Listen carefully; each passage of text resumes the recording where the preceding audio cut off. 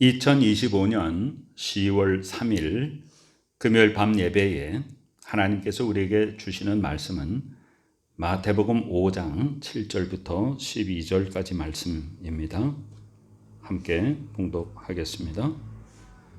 긍휼히 여기는 자는 복이 있나니 그들이 긍휼히 여김을 받을 것이며, 마음이 청결한 자는 복이 있나니 그들이 하나님을 볼 것이며, 화평하게 하는 자는 복이 있나니 그들이 하나님의 아들이라 일컬음을 받을 것이며, 의를 위하여 박해를 받은 자는 복이 있나니 천국이 그들의 것임이라.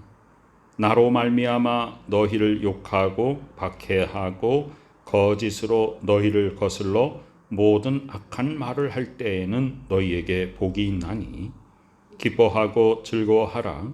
하늘에서 너희의 상이 큼이라. 너희 전에 있던 선지자들도 이같이 박해하였느니라. 아멘. 오늘은 산상수훈 속에서 팔복의 두 번째 말씀입니다. 다섯 번째 복, 긍휼히 여기는 자. 긍휼히 여기는 자는 복이 있다. 긍휼히 여김을 받을 것이다. 긍휼이라는 단어의 뜻은 단순한 동정심이 아니고 적극적으로 사랑과 자비를 베푸는 행동입니다. 긍휼은 마음이 아니라 행동입니다. 하나님의 긍휼을 입은 자가 다른 사람에게도 그 긍휼을 베풉니다. 그래서 우리는 통로입니다. 받은 사랑을 흘려보내는 사랑의 통로, 은혜의 통로, 또 긍휼의 통로입니다. 긍휼은 무엇이냐? 하나님께서 우리를 바라볼 때 너무 안타깝지 않습니까? 하나님이 절대선으로 우리를 지으셨는데 자꾸 죄만 짓습니다. 하나님 앞에 돌아오기를 기다리는데도 자꾸만 세상으로 나가고 하나님으로부터 멀어집니다. 그러니까 하나님이 우리를 볼 때 너무너무 안타깝고, 그래서 하나님이 우리에게 베풀어 주시는 것이 뭐냐? 바로 긍휼입니다. 그래서 그 긍휼이 무엇으로 나타납니까? 긍휼은 마음이 아니라 행동이라 그랬죠. 하나님의 어떤 행동이냐? 독생자를 이 땅에 보내셔서 십자가에서 그 목숨을 나를 위해서 내어주신 것이 하나님의 긍휼의 움직임, 행동의 결과입니다. 그래서 우리는 긍휼히 여기는 자는, 그 긍휼은 어디서부터 온 거냐면 하나님께로부터 온 것이고, 그 긍휼의 핵심은 예수 십자가의 죽음이죠. 그 은혜로 내가 구원을 받았습니다. 그러니까 내가 다른 사람을 긍휼히 여기는 것은 마땅한 것이죠. 그러면 하나님께서 내가 긍휼을 베풀기 때문에, 내가 타인에게 긍휼을 베풀기 때문에 하나님이 나를 또 긍휼히 여겨 주시는 것입니다.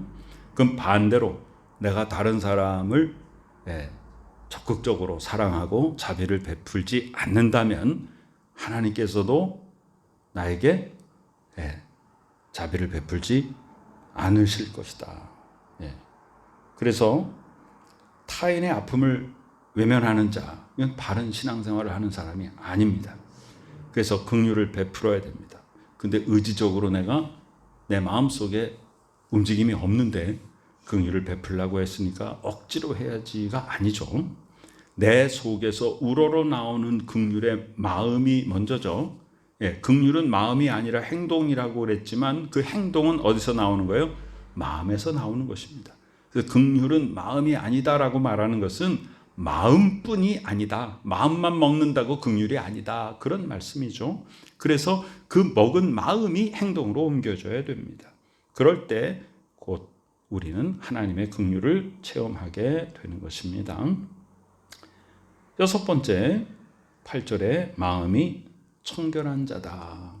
이 마음이 청결한 자는 첫 번째 심령이 가난한 자와 매우 흡사하죠.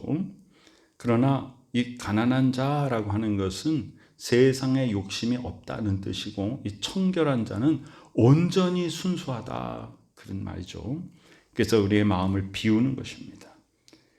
그들이 하나님을 볼 것이며 그랬어요. 우리는 하나님을 보지 못합니다.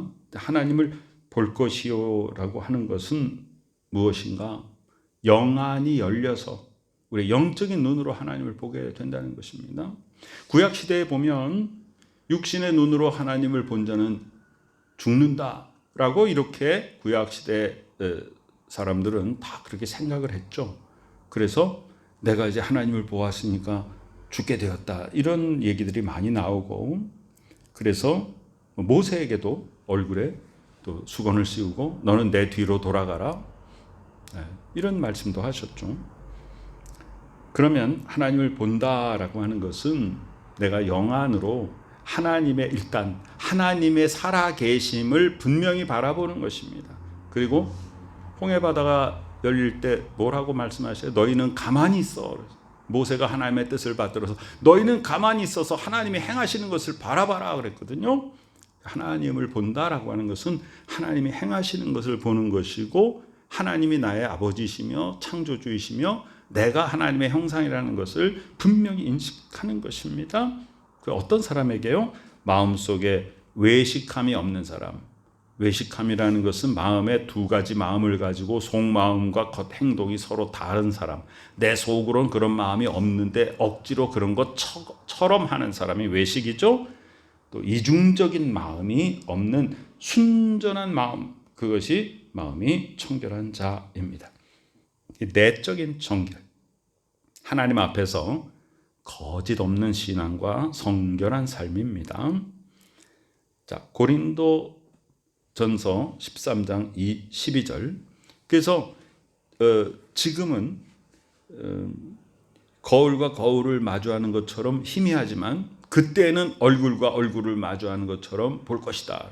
이 당시에 이제 거울은 금속을 청동판을 갈아 가지고 만들었기 때문에 그걸 아무리 연마를 잘해도 얼굴을 비치면 지금의 거울처럼 그렇게 또렷이 보이는 게 아니었죠. 그래서 지금은 희미하게 보인다. 그때는, 그래서 궁극적으로 우리가 하나님의 얼굴을 본다는 것은 예수 그리스도의 재림을 소망하는 것이고, 그때가 되면 얼굴과 얼굴을, 주님과 내가 얼굴과 얼굴을 마주하여 보리라. 지금은 우리가 과정 속에 있습니다. 그래서 예수 그리스도의 재림을 향하여 이 땅의 종말을 우리가 하나님 안에서 맞이하는 그 길을 가고 있는 것이죠. 그래서 항상 마음이 청결한 자가 되어야 돼요. 이 세상은 온갖 오물로 가득 차 있지 않습니까? 이 세상의 가치관은 우선 뭐예요? 물질 만능주의잖아요. 돈 있으면 다 된다. 돈이 최고다.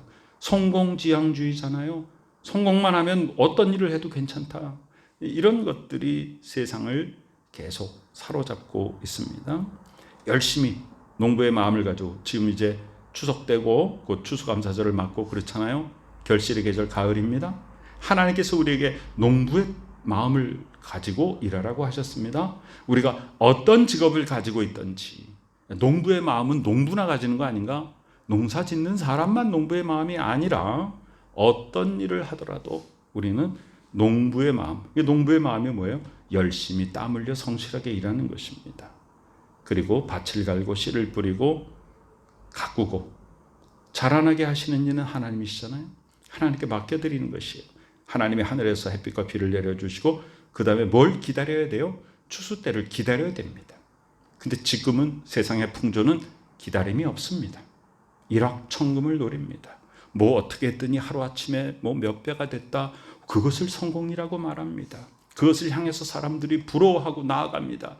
나는 그런 거 못하니까 자꾸만 그런 거를 부러워하고 자기 자신을 자꾸만 비하하고 물질을 기준으로 우리를 평가합니다. 그것이 이 세상의 판단입니다. 그러나 하나님은 그렇지 않습니다. 우리는 내가 하나님과 어떤 관계를 유지하고 있는가, 내가 어떤 믿음 가운데 살고 있는가, 그것이 가장 중요한 것입니다. 우리의 신분이 하나님의 자녀입니다. 우리의 마음의 동기, 우리 첫 마음이 그것을 정결하게 하고 그것을 순수하게 지켜나가야 됩니다.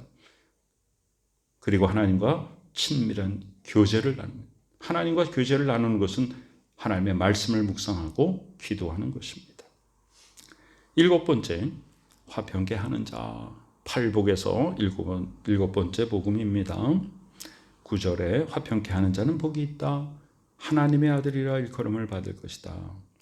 이 화평이라는 것은 단순하게 싸움이 일어났으니까 나는 나 혼자 화평하자, 피하자가 아닙니다. 갈등을 회피하는 것이 아니라 적극적으로 그 불화 속에, 전쟁 속에, 다툼 속에, 반목과 또 서로 시기하고 하는 그 속에 들어가서, 문제가 생긴 그 속에 들어가서 화해하도록 하는 것이에요. 평화를 전하는 것입니다. 근데 이 평화는 말로 전하는 것이 아니라 우리의 평소의 행동이 평화로운 삶을 사는 것, 그것을 다른 사람들이 보고 있습니다. 그래서 우리는 항상 본이 되어야 됩니다. 어떤 사람들이 둘이 막 다투고 있을 때 내가 가서 아유 좀 화평하자, 좀 이렇게 싸우느냐 그랬을 때 그 사람들이 당신은 화평하게 살지 않으면서 우리 보고 화평하라고 하느냐, 만약에 이런 반론을 듣는다면 우리는 잘못 살고 있는 것이죠. 바로 하나님의 사람들은 누가 보더라도 하나님의 자녀로서의 구별된 삶을 살아야 됩니다. 아, 저 사람들은 참 화목하게 사는구나. 그것이 세상 사람들 앞에 드러나야 됩니다. 하나님의 평화를 세상 속에 전하는 사명자입니다. 예수께서 말씀하십니다. 내가 주는 평화는 세상이 주는 것과 같지 아니하다 그랬어요. 세상이 주는 것은 뭐냐? 안락함입니다. 아, 편안하다. 그 안락함은 그 잠깐의 그저 우리에게 육신적인 즐거움을 줄 뿐입니다. 그러나 영원한 평강이라고 하는 것은 곧 예수 그리스도를 통해서 내가 구원받고 하나님의 자녀된 그 기쁨, 그것이 진정한 평강입니다. 그러면 어떤 결과가 오냐? 하나님의 자녀라는 신분입니다. 우리 하나님의 자녀가 되는 신분은 어떻게 얻는 거예요? 예수 그리스도를 믿음으로, 그 이름의 권세로, 예수 그리스도 구원자 메시아의 그 권세로서 우리는 하나님의 자녀가 됐습니다. 하나님의 자녀가 됐다는 그 신분의 변화는 우리에게 놀라운 힘을 주죠. 하나님과 내가 관계 형성이 됐어요. 아버지와 자녀의 관계가 됐어요. 그래서 내가 아버지하고 부를 수 있습니다. 기도할 수 있습니다. 하나님 앞에 간구할 수 있습니다. 또 내가 무엇을 할 때 하나님의 이름으로 내가 하나님을 대신하여서 모든 것을 행할 수 있습니다. 그리고 우리는 모든 말을 할 때나 일을 할 때 주께 하듯 하는 것이죠. 그래서 모든 사람들이 우리를 볼 때 누구를 보는 것처럼? 하나님을 보는 것처럼. 그래서 우리는 뭐냐? 바로 그리스도의 편지다라는 것. 우리가 걸어가고 있으면 사람들이 우리를 보고 예수님을 읽어낼 수 있어야 됩니다. 그것이 하나님의 자녀입니다. 하나님 자녀는 아버지를 닮지 않습니까? 바로 하나님의 자녀는 하나님을 닮아가는 존재입니다. 그래서 복음 안에서 평화를 이루고 또 가정과 교회, 사회에서 화해 도구가 되고 하나님의 자녀로서의 진정한 권세를 바라는 우리 모두가 되시기를 간절히 축원합니다. 아멘. 아, 8번째, 이제 팔복의 8번째. 마태복음 5장 10절에 의를 위하여 박해를 받는 자다 그랬어요. 내가 뭔가 잘못해서, 베드로 사도가 이렇게 말하죠. 뭘 잘못해가지고 지금 벌을 받고 있는데 그것을 참는다고 그래서 어휴 벌을 받는데 잘 참네 하고 칭찬받겠는가? 아니다. 그렇지만 그리스도를 위하여, 의를 위하여 핍박을 받는데 그것을 견디면 그것은 참 잘하는 것이다, 장한 것이다 그랬죠. 의를 위하여 박해를 받는 자, 나의 개인적인 잘못이 아닌 오직 하나님의 의와 복음 때문에 세상 속에서 어려움을 당할 때 하나님께서는 우리에게 복을 주신다. 어떤 복을 주시냐? 천국을 주신다. 천국을 소유하게 해주신다. 초대교회 성도들, 그리고 오늘날 믿음 때문에 고난받는 자들 같은 그런 마음을 가지고 있죠. 우리 성경 속에서 복음서가 기록되고 또 서신들이 쓰여지고 이럴 때 그 당시에 그 세계는 어땠습니까? 엄청난 핍박을 받았잖아요. 카타콤 동굴 속에 숨어 살았습니다. 많은 사람들이 핍박을 받고 또 순교당했습니다. 그리고 모든 것을 내려놓고 주의 복음을 전하기 위해서 목숨을 걸었습니다. 그 터 위에 우리는 서 있다는 사실을 잊지 말아야 됩니다. 믿음 때문에 고난을 받으면 우리의 후손들이 내가 받은 고난으로서 다져진 믿음 위에 바로 서게 됩니다. 천국이 그들의 것이다. 그러면 어디에 있는 것이죠? 첫 번째 복, 심령이 가난한 자는 복이 있나니 천국이 그들의 것이며 라고 첫 번째 복과 마지막 여덟 번째 복이 결과가 똑같습니다. 연결되고 있습니다. 그래서 팔복의 시작과 끝은 뭐냐? 천국으로 시작했다, 천국으로 끝나는 것이다. 그럼 예수 그리스도의 메시지의 내용이 뭐냐? 천국 복음입니다. 그래서 우리는 이 땅에 살고 있지만 천국 시민입니다. 천국은 먼저 어디에? 예수께서 천국이 여기 있다 저기 있다 하지 마라. 천국은 너의 마음속에 있다 그랬죠. 1차적으로 내 마음속에 천국이 이루어져야. 천국은 누가 가는가? 이 세상에서 천국처럼 천국을 소유하고 살던 사람들이 가는 곳이 천국이다. 지옥은 이 세상에서 정말 내 마음속에 그냥 지옥을 품고 살던 사람들이 가는 곳이다. 이런 말씀을 하시죠. 신앙 때문에 어려움과 손해를 당할 때 그것은 오히려 하나님의 나라에 속한 자의 증거가 되는 것입니다. 팔복 뒤에 11절과 12절이 있습니다. 나로 말미암아 너희를 욕하고 박해하고 거짓으로 너희를 거슬러 모든 악한 말을 할 때는 너희에게 복이 있나니.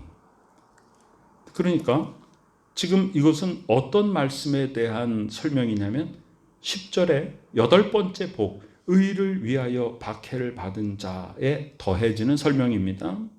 그래서 더 자세하게 말씀하십니다. 예수 그리스도로 말미암아 욕을 받고 박해를 받고 또 세상이 너희에게 거짓말을 하고 모든 악한 것으로 너희를 공격할 때 복이 있다. 그리고 뭐라 그래요? 슬퍼하지 말라는 거예요. 억울해하지 말라는 거예요. 기뻐하고 즐거워하라. 이 세상에서 억울함을 당하면 하늘에서 너희의 상이 크다 그랬어요. 정말 믿음을 가진 사람은 이 마음을 알아야 되고 이 마음을 경험해야 되고 이 마음을 향하여 나아가야 되고 이것을 전해야 됩니다. 사람들에게. 얼마나 기쁜가. 내가 막 박해를 받는데 하늘에서 상급이 있음을 인하여서 내가 기뻐하는 것. 고난이 나에게 유익이다라고 하는 것이 나에게 완전히 고백이 되어야 되지 않습니까? 고난을 당할 때 뭐 때문에 고난을 당해요? 내가 잘못해서 고난당하는 것이 아니라 내가 할 일을 다 하지 못하고 어려움을 당하는 것은 내 책임이에요. 그러나 내가 정말 의를 위하여 그리스도 예수를 위하여서 하나님 아버지의 자녀로서의 삶을 살다가 받는 고통, 복음 때문에 받는 고통, 믿음을 지키는 자로서의 고통은 그것은 나에게 슬픔이 아니라 기쁨입니다. 그것은 나에게 그 연단이 나를 통해서 하나님이 더 강하게 하나님의 뜻을 이루라고 하시는 하나님의 뜻입니다. 그래서 우리는 박해를 받을 때 도리어 기뻐하고 즐거워하라. 우리의 선배들 있잖아요. 순교자들 있잖아요. 또 여러 가지 문제 속에서 체포되고 구금되고 고문을 당하고 사형을 당하고 이런 분들이 있지 않습니까? 믿음 때문에. 그런데 두려워했습니까? 그렇지 않았어요. 담대했습니다. 결코 비굴하지 않았습니다. 결코 믿음을 저버리지 않았습니다. 기뻐하고 즐거워라 하셨어요. 너희 전에 있던 선지자들도 이같이 박해를 받았다. 세상이 박해했다 그랬습니다. 그러니까 항상 무엇을 기억해야 돼요? 아, 나만 그런 것이 아니다. 네. 엘리야가 외로워가지고 막 주여 나만 남았습니다 할 때 아니다. 7,000명을 남겨두었다. 하나님이 이렇게 말씀하시죠. 이 세상에서 믿음을 가지고 사는 사람들은 모두 다 그 믿음으로 인하여 세상과 언제나 세상 속에서 세상이 나를 향하여 거스르고 내가 세상을 향하여 거스르는 것이죠. 그래서 그런 사람들을 뭐라고 표현합니까? 세상이 감당치 못할 사람이다. 예수 그리스도를 믿는 사람들은 세상이 감당치 못하는 사람들입니다. 하나님의 은혜 가운데 더욱더 이 추석 때, 또 추수감사절을 앞두고 더 풍성함을 누리며 항상 기뻐하고 즐거워하는 복된 우리 모두가 되시기를 간절히 축원합니다. 아멘. 아버지 하나님, 내가 받은 무한한 사랑을 타인에게도 베풀며 살아가게 하여 주옵소서. 다른 사람의 연약함을 불쌍히 여기고 내 마음을 청결하게 하고 모든 사람들 속에서 화평을 이루게 하여 주옵소서. 특별히 하나님의 의를 행하는 것으로 인하여 박해를 받더라도 그것을 기쁘게 여기게 하여 주시옵소서. 지금은 주 예수 그리스도 귀하신 은혜와 하나님 아버지 크신 사랑하심과 성령님의 놀라운 역사 충만하심이 다른 사람을 긍휼히 여기고 내 마음이 청결하며 또 화평케 하고 의를 위하여 박해를 받는 그것을 기쁨으로 여기며 살아가는 복된 믿음의 식구들의 머리 위에 지금부터 영원까지 함께 계시옵기를 간절히 축원하옵나이다. 아멘.